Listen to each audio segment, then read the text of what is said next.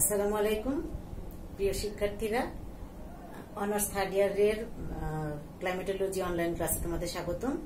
আজকে আমরা ক্লাইমেটোলজির বায়ুমণ্ডলের গঠন অর্থাৎ কম্পোজিশন অফ দ্য অ্যাটমসফিয়ারের বিবরণটা পড়ব। তো গত ক্লাসে তো আমরা আবহাওয়া, জলবায়ুর উপাদান আর নিয়ামকগুলো পড়েছি। আশা করি তোমরা বুঝেছো। আজকের ক্লাসটা একটু মনোযোগ দিয়ে দেখো, খুবই সহজ বিষয়টা, আশা করি বুঝতে পারবে। তো আমরা পড়ায় চলে যাই। বায়ুমণ্ডলের গঠন পড়ার আগে বায়ুমণ্ডল সম্পর্কে একটু জানি। তো বায়ুমণ্ডল কি? যে গ্যাসীয় আবরণ বা বায়বীয় আবরণ পৃথিবী পৃষ্ঠকে বেষ্টন করে আবর্তিত হচ্ছে পৃথিবীর সাথে সাথেই, সেই বায়বীয় আবরণটাই হচ্ছে বায়ুমণ্ডল। অর্থাৎ যদি এটা পৃথিবী হয়, তাহলে এই পৃথিবীর গায়ে অর্থাৎ ভূপৃষ্ঠের সাথে বেষ্টন করে যে বায়বীয় আবরণটা রয়েছে সেটাই বায়ুমণ্ডল। আর বায়ুমণ্ডলের বায়ু মহাশূন্যে কেন চলে যায় না? মাধ্যাকর্ষণ শক্তির কারণে এটা মহাশূন্যে ছড়িয়ে যায় না। তো বায়ুর আমরা কতগুলো বিশেষ বৈশিষ্ট্য জানি। তার একটা কি, এটা হচ্ছে আমরা চোখে দেখতে পাই না, শুধুমাত্র কি করতে পারি? অনুভব করতে পারি যে বাতাসের অস্তিত্ব রয়েছে। এর নির্দিষ্ট আকার নেই, আয়তন নেই, কিন্তু ওজন আছে, ওয়েট আছে।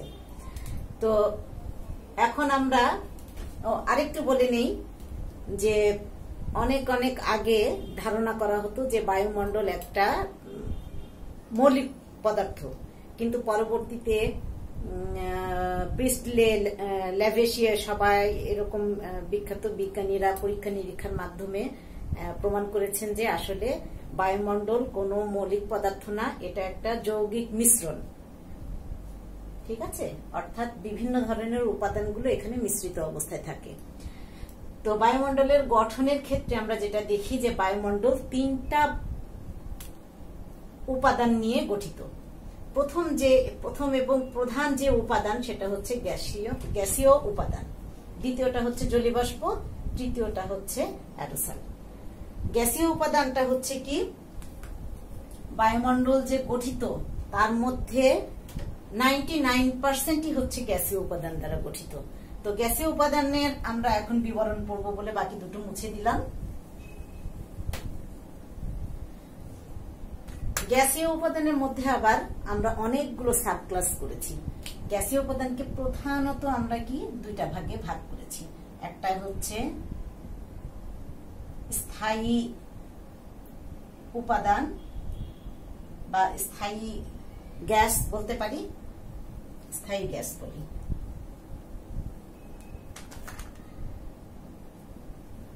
আর একটা হচ্ছে কি দুষ্প্রাপ্য গ্যাস। এই স্থায়ী গ্যাসগুলোকে আবার কতগুলো ভাগে আমরা প্রধান দুটো ভাগে ভাগ করি। একটা হচ্ছে প্রধান গ্যাস, আর আরেকটা কি অপ্রধান।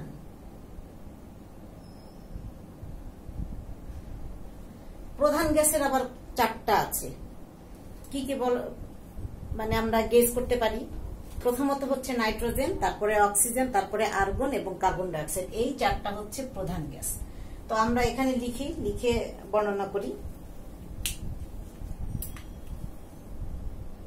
এখানে ছোট ছোট ভাগ করে লিখে দিই, আমরা সংকেত দিয়ে দিই, তাহলে তো বুঝবো। Nitrogen, oxygen, argon, carbon dioxide. আমি সংকেতগুলো লিখলাম, তোমরা তো বুঝেই যাবা। আর অপ্রধান গ্যাসগুলোর মধ্যে আছে কি ওজোন,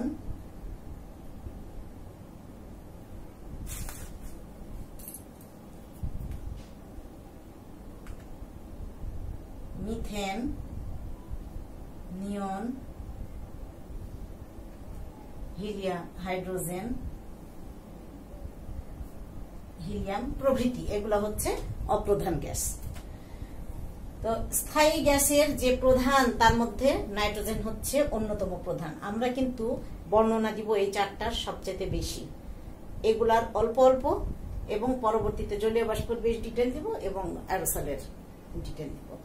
তো গ্যাসীয় উপাদান নিয়ে আমরা যে কথা বলছি সেই প্রধান গ্যাসের নাইট্রোজেন নিয়ে এখন কথা বলবো। বাতাসে আগে একটু বলে নি, নাইট্রোজেন গ্যাসটা সর্বপ্রথম রাদারফোর্ড নামের একজন বিজ্ঞানী 1772 সালে আবিষ্কার করেন এবং উনি নাইট্রোজেন গ্যাসটাকে বিষবাষ্প, গন্ধময় বিষবাষ্প বলে আখ্যায়িত করেছিলেন। পরবর্তীতে যাই হোক এর নাম নাইট্রোজেন দেওয়া হয়েছে। এই নাইট্রোজেন গ্যাস বাতাসের নিষ্ক্রিয় অবস্থায় থাকে আর বাতাসে এর পরিমাণ হচ্ছে 78.08%। অর্থাৎ এই যে প্রধান গ্যাসগুলোই কিন্তু প্রায় 99% গঠিত। গ্যাসীয় উপাদানের যে উপাদানগুলো আছে তার মধ্যে প্রধান গ্যাসগুলোই হচ্ছে 99% প্রায়। তো নাইট্রোজেনের পরিমাণ হচ্ছে 78.08%। এবং এই নাইট্রোজেনটা ভূপৃষ্ঠ থেকে 100 কিলোমিটারের মধ্যেই কিন্তু দেখা যায়।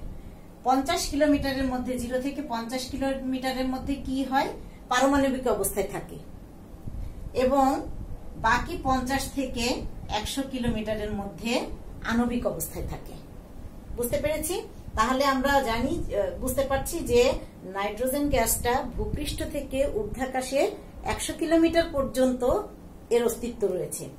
প্রথম 0 থেকে 50 কিলোমিটারের মধ্যে এটা পারমাণবিক অবস্থায়, বাকি 50 থেকে 100 কিলোমিটারের মধ্যে আণবিক অবস্থায় এটার অবস্থান করে, অর্থাৎ নাইট্রোজেন অবস্থিত। এখন আমরা নাইট্রোজেনের গুরুত্ব নিয়ে একটু কথা বলবো। নাইট্রোজেন কিন্তু উদ্ভিদ, প্রাণী প্রভৃতির বৃদ্ধি এবং বিকাশের জন্য খুবই খুবই গুরুত্বপূর্ণ। তো এই নাইট্রোজেনটা বাতাস থেকে কিন্তু সরাসরি কোনো উদ্ভিদ গ্রহণ করতে পারে না। উদ্ভিদ গ্রহণ করার জন্য কি হয়, বাতাস বজ্রপাতের সময় অথবা মৃত্তিকাস্থ কিছু ব্যাকটেরিয়া থাকে, যেই ব্যাকটেরিয়াগুলো কি করে বাতাস থেকে নাইট্রোজেন নিয়ে উদ্ভিদের গ্রহণোপযোগী কোনো নাইট্রেটে পরিণত করে। তারপরে মাটি থেকে এই উদ্ভিদ নাইট্রোজেনটা গ্রহণ করে এবং উদ্ভিদের এই যে তৈরি খাবার থেকে মানুষ এবং অন্যান্য প্রাণী এই নাইট্রোজেনটা পেয়ে থাকে। এই নাইট্রোজেনটা আবারও বলছি উদ্ভিদের এবং যে কোনো প্রাণীর বৃদ্ধি ও বিকাশের জন্য খুবই গুরুত্বপূর্ণ। তাহলে এটার বর্ণনাটা আমরা দিলাম এবং এর গুরুত্বটা আমরা বললাম। এরপরে আসব তাহলে গ্যাসীয় উপাদানের স্থায়ী গ্যাসের প্রধান গ্যাস যেটা নাইট্রোজেন, সেটার আমরা কিন্তু বর্ণনা দিলাম। দ্বিতীয় প্রধান গ্যাস কোনটা? অক্সিজেন। অক্সিজেনের পরিমাণ কত আছে? 20.9%। অক্সিজেনের পরিমাণ আছে কত? 20.9% প্রায়। তাহলে নাইট্রোজেন এবং অক্সিজেনের পরিমাণ দেখা যাচ্ছে কি 4:1। তো অক্সিজেনটা বাতাসে কিন্তু নাইট্রোজেন গ্যাসের মতো নিষ্ক্রিয় অবস্থায় থাকে না। এটা কি করে, বিভিন্ন রাসায়নিক বিক্রিয়ায় অংশগ্রহণ করে থাকে। যেমন দেখি লোহায় মরিচা পড়া, তাই না? এটা তো আমাদের সবসময় চোখেই পড়ে। বিভিন্ন অক্সাইড তৈরি করার ক্ষেত্রে কিন্তু এই অক্সিজেন গ্যাসটা খুবই সক্রিয়। আর অক্সিজেন গ্যাস কি করে, সে মানে কোনো কিছু পোড়াতে সহায়তা করে থাকে কিন্তু অক্সিজেন গ্যাস। তো এখন আমরা আসি যে অক্সিজেন আমাদের কি কাজে লাগে, এর গুরুত্বটা কি। আর অক্সিজেনের আমরা সবাই জানি, আমরা যখন নিঃশ্বাস নেই তখন কিন্তু অক্সিজেনটা নিই এবং কার্বন ডাইঅক্সাইডটা ত্যাগ করি। এই অক্সিজেন ছাড়া কোনো প্রাণী বাঁচতে পারে না, এমনকি উদ্ভিদও না। উদ্ভিদও তার শ্বসন ক্রিয়া পরিচালনা করার জন্য এই বায়ুমণ্ডল থেকে অক্সিজেন কিন্তু গ্রহণ করে থাকে। তাহলে অক্সিজেনের গুরুত্বটা আমরা সবাই বুঝছি। এটা গেল দ্বিতীয় প্রধান। এখন আসবো আমরা তৃতীয় প্রধান গ্যাসের ক্ষেত্রে। তৃতীয় প্রধান গ্যাসটা হচ্ছে আর্গন, যেটার পরিমাণ বায়ুমণ্ডলে 0.9%।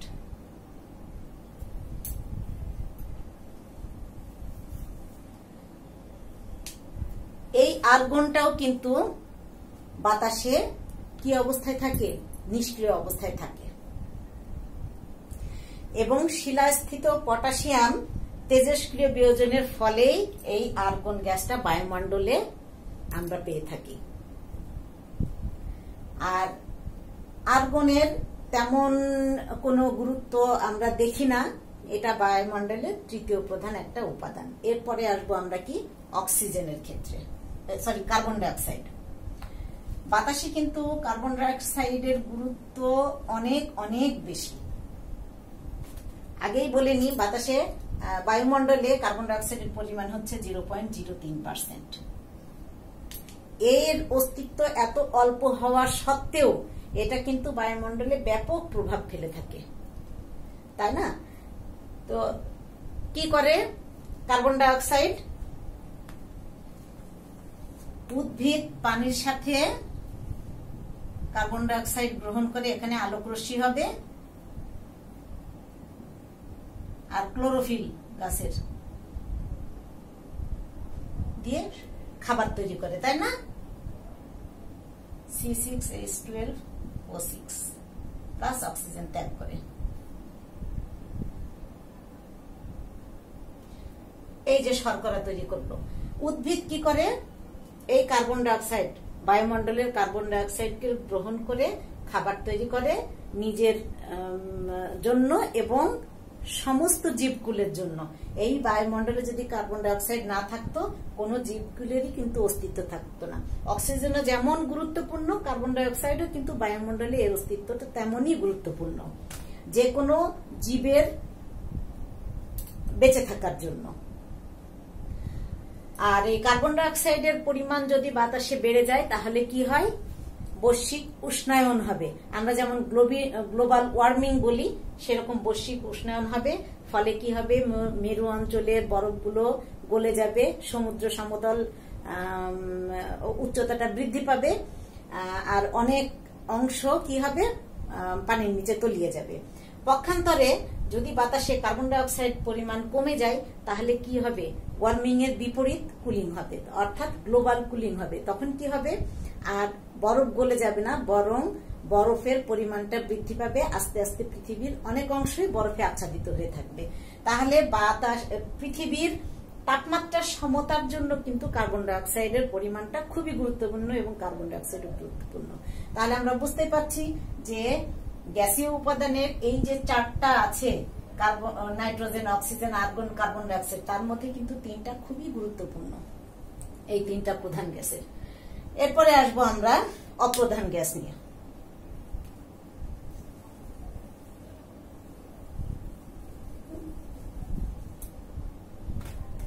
প্রথমে আসছি আমরা অক্সিজেন। অক্সিজেন হচ্ছে ভূপৃষ্ঠ থেকে ওপরে 15 থেকে 35 কিলোমিটারের মধ্যে অক্সিজেনের ওজনের একটা বলয় রয়েছে, বা বায়ুমণ্ডলের একটা স্তর বলয় রয়েছে এই ওজোন গ্যাসের। এই ওজোন গ্যাসটা কি? 3টা অক্সিজেন পরমাণুর সমন্বয়ে গঠিত হয়েছে। এই ওজোন গ্যাসটা কিন্তু পৃথিবীকে কি করে? সূর্য হতে আগত অতি বেগুনি রশ্মিগুলো, অর্থাৎ আল্ট্রাভায়োলেট রে গুলোকে শোষণ করে নেয়, দিয়ে একদম পিওর আলোক রশ্মিটাকে পৃথিবীতে প্রেরণ করে। ফলে কি হয়?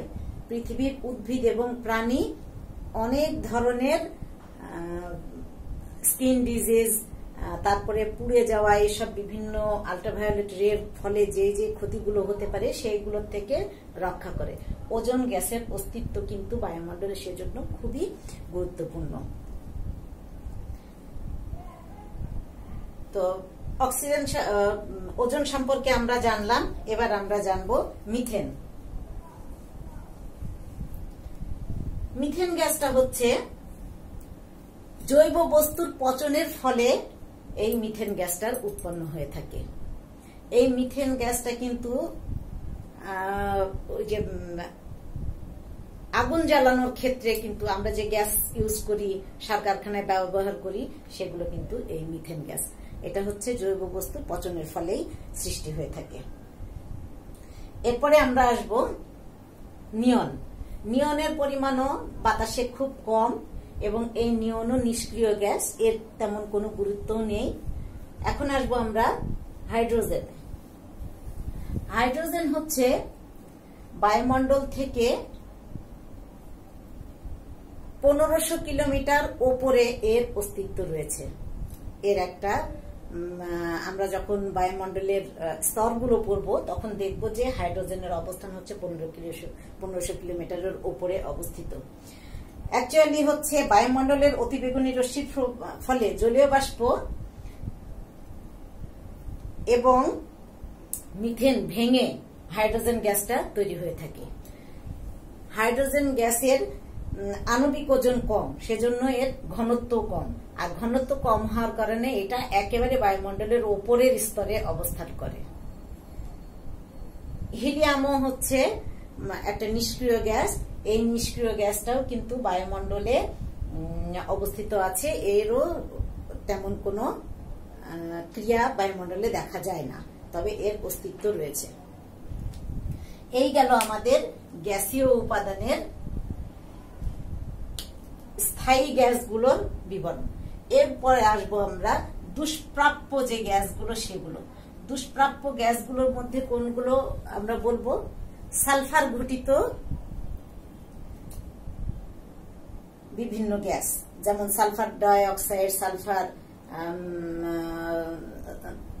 যে H2S, এই সবগুলো হচ্ছে সালফার ঘটিত গ্যাস।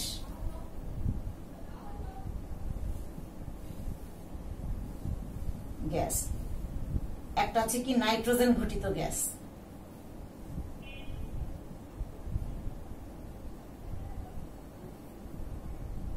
একটা আছে কি CFC ক্লোরোফ্লোরোকার্বন, একটা আছে কি তোমার হচ্ছে কার্বন মনোক্সাইড, একটা আছে কি হাইড্রক্সিল।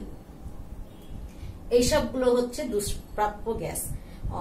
এই দুষ্প্রাপ্য গ্যাসগুলো হচ্ছে কি বিভিন্ন কলকারখানা, যানবাহন প্রভৃতি, তারপরে এসি, ফ্রিজ প্রভৃতি ব্যবহারের ফলে এই গ্যাসগুলোর উৎপত্তি হয়ে থাকে। এই গ্যাসগুলো সবসময় বায়ুমণ্ডলে যে অনেক পরিমাণে থাকবে তা না, কিছু পরিমাণ থাকে, এবং এগুলো কি করে অ্যাসিড বৃষ্টি ঘটানোতে সহায়তা করে থাকে। এইটাই হচ্ছে দুষ্প্রাপ্য গ্যাস। তো আমরা গ্যাসীয় উপাদান সম্পর্কে মোটামুটি আলোচনাটা বুঝলাম। এখন আমরা আসব জলীয় বাষ্প, দ্বিতীয় যে উপাদান, দ্বিতীয় প্রধান উপাদান, সেই উপাদানে আসব। এটা হচ্ছে জলীয় বাষ্প। এর আগের ক্লাসেই কিন্তু আমরা জানি জলীয় বাষ্পটা কি। পানির বায়বীয় অবস্থাটাই হচ্ছে জলীয় বাষ্প। এই জলীয় বাষ্প কিভাবে হয়ে থাকে? ভূপৃষ্ঠে যত পানি আছে সেই পানিগুলো সূর্যের তাপে অথবা যে কোনো হিটের কারণে যদি বাষ্প আকারে উপরে উঠে যায়, এই বাষ্পটাই হচ্ছে জলীয় বাষ্প হয়ে জমা থাকে। এই জলীয় বাষ্পের পরিমাণ কি?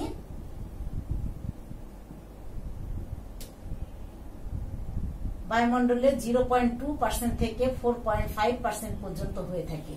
সব জায়গায় যে 0.2% হবে, সব জায়গায় যে 4.5% হবে তা না, ক্ষেত্র বিশেষে এর পরিমাণ কম বেশি হয়ে থাকে।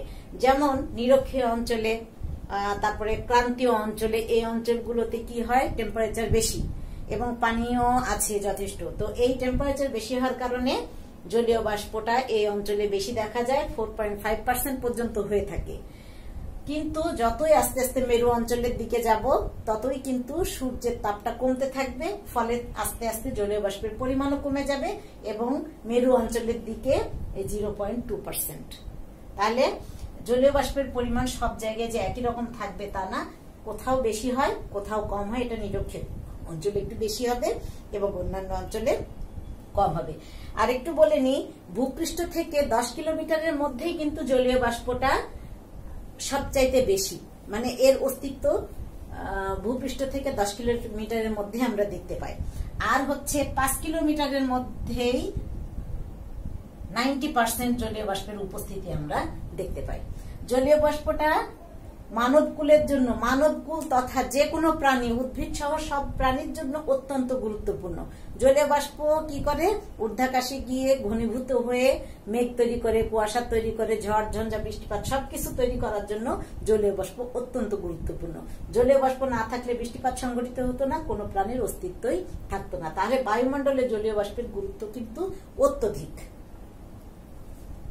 তাহলে আমরা জলীয় বাষ্প সম্পর্কে বিবরণটা পেয়ে গেছি। এখন আসবো আমরা তৃতীয় যে উপাদান অ্যারোসল বলেছিলাম, সেই অ্যারোসল নিয়ে।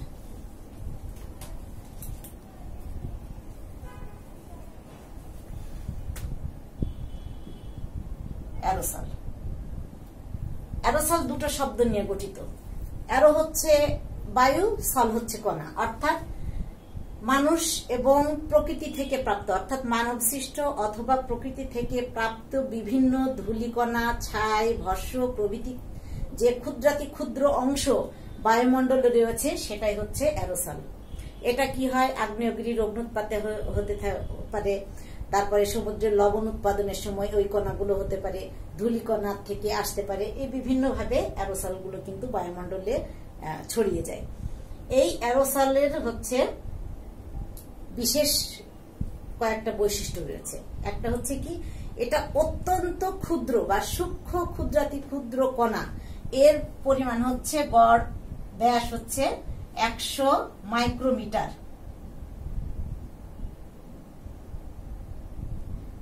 এক নম্বর বৈশিষ্ট্য, অর্থাৎ খুবই ক্ষুদ্র কণা। 2 নম্বর বৈশিষ্ট্যটা কি?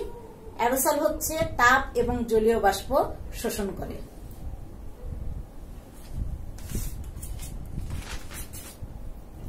আর 3 নম্বর বৈশিষ্ট্যটা হচ্ছে কি, এটা বায়ুমণ্ডলের একটা অস্থায়ী উপাদান, এটা কম বেশি তারতম্য হয়ে থাকে। এই 3টা হচ্ছে অ্যারোসলের বৈশিষ্ট্য। এখন অ্যারোসলেরও কিন্তু গুরুত্ব রয়েছে। প্রথম যে গুরুত্বটা কি, এইটা জলীয় বাষ্পকে আশ্রয়, জলীয় বাষ্প এই অ্যারোসলকে আশ্রয় করে কিন্তু মেঘ তৈরি করতে পারে। হঠাৎ যদি আমরা সাঁতার শিখতে যাই, যে সাঁতার জানে না, সে কি করে? পানিতে ছেড়ে দিলেই কিন্তু সাঁতার শিখে যায় না, সে কিছুকে আশ্রয় করে তারপরে সাঁতার শিখে। অনুরূপ ভাবে জলীয় বাষ্প কি করে? অ্যারোসলকে আশ্রয় করে বৃষ্টিপাত সংঘটিত, মানে মেঘ তৈরি করে, পরে বৃষ্টিপাত সংঘটিত হয়। তাহলে দেখা যাচ্ছে মেঘ তৈরির ক্ষেত্রে অ্যারোসলের গুরুত্ব অত্যন্ত। আর একটা কি হয়, অ্যারোসল সূর্য থেকে আগত যে আলোক রশ্মি প্রতিফলিত বিচ্ছুরিত করতে সহায়তা করে থাকে এবং অনেক বর্ণচ্ছটা সৃষ্টি করে। দিনের বেলায় এই নীলাভ বর্ণটা বেশি বলে আকাশকে আমরা দিনের বেলা নীল দেখতে পাই। আর একটা কি কাজ করে, এই অ্যারোসল বাতাসের কিন্তু তাপীয় সমতা বজায় রাখতে পারে। এর কিছু খারাপ দিকও আছে, যেমন বাতাসে যদি অ্যারোসলের পরিমাণ বেশি হয় তাহলে ধোঁয়াশার সৃষ্টি হয়, অর্থাৎ বাতাসটা অপরিচ্ছন্ন হয়, দেখতে ভালো পাওয়া যায় না। আবার যদি অ্যারোসলের পরিমাণ বেশি হয়, বাতাসের তাপমাত্রা বেড়ে যায়, অর্থাৎ গরম অনুভূত বেশি